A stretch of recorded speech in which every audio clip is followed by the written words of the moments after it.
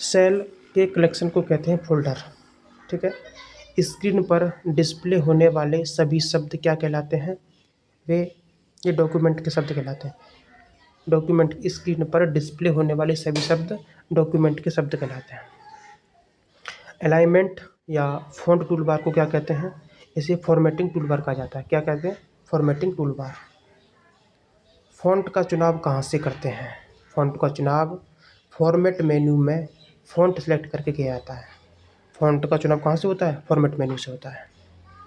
Replace option कहाँ उपलब्ध होता है?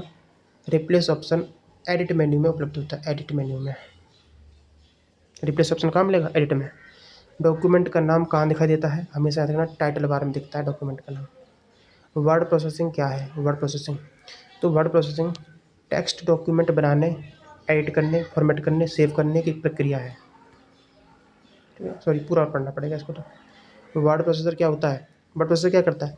वर्ड प्रोसेसर हमेशा टेक्स्ट डॉक्यूमेंट बनाए जाते हैं लिखावट वाले, ठीक, उनको एडिट कर सकते हैं, फॉर्मेट कर सकते हैं, सेव और प्रिंट करने का प्रक्रिया को वर्ड प्रोसेसिंग कहते हैं। स्पेलिंग में त्रुटि को दर्शाने वाली लाल रेखा क्या होती है? अगर स्पेलिंग में कोई एरर आ गई है तो उसमें लाल रेखा हो जाती है, उसे कहते हैं लाल रेखा स्पेलिंग में त्रुटि दर्शाती है। लाल रेखा स्पेलिंग में त्रुटि को दर्शाती है अगर लाल रेखा आ गई है तो। टेक्स्ट कैसे सेलेक्ट किया जाता है? टेक्स्ट को सिलेक्ट करने के लिए 2 तरीके हैं, माउस से और कीबोर्ड से। ठीक है, देख लेते हैं पहले। देखो कैसे करते हैं। टेक्स्ट माउस या शॉर्टकट से सिलेक्ट किए जाते हैं। ठीक है, 2 तरीके से किए जाते हैं। आपके नोट्स में फाइल मेन्यू का उल्लेख है लेकिन सामान्य है, सही नहीं है। अच्छा, देखो टेक्स्ट कैसे सिलेक्ट किए जाते हैं? टेक्स्ट को सिलेक्ट करने के 2 तरीके हैं, माउस से और शॉर्टकट की से। अगला क्वेश्चन, स्पेलिंग चेक कैसे करते हैं? तो स्पेलिंग चेक को स्पेल चेक से करते हैं। स्पेल चेक ऑप्शन होता है ना एक, स्पेल चेक कमांड से स्पेलिंग चेक होती है। अब पढ़ेंगे एमएस वर्ड में जो टेबल होता है इसके शॉर्टकट। देखो किसी भी टेबल में एमएस, देखो क्वेश्चन क्या आएगा, एमएस वर्ड में किसी भी टेबल में अगली सेल में जाने का शॉर्टकट क्या होता है? टैब। और पिछली सेल में जाने का होता है shift plus tab. MS word में किसी भी टेबल में अगर आपको अगले सेल पर जाना है तो टैब दबाएंगे और पिछले सेल पर जाना है तो शिफ्ट प्लस टैब दबाएंगे।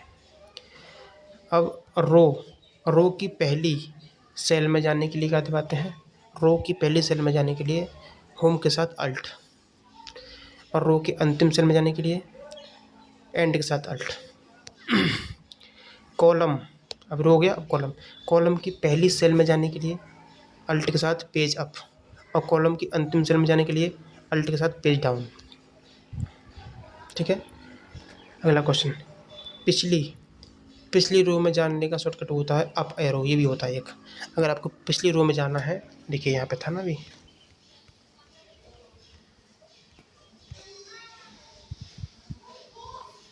अच्छा, पिछली रो में जाने के लिए अप एरो और अगली रो में जाने के लिए डाउन एरो होता है।